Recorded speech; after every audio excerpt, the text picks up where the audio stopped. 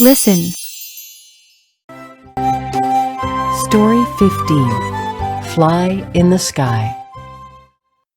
Amy likes kites. She likes birds. She likes clouds. But best of all, she likes planes. She wants to fly airplanes one day. But Amy doesn't like to go to school. Her dad says, "If you want to fly an airplane, you have to go to school." Amy says, "Okay, let's go, Dad." Her dad smiles. "One day, after you finish your school, maybe you can fly one of those planes," says her dad. Wow, that's the way to go. Fly high!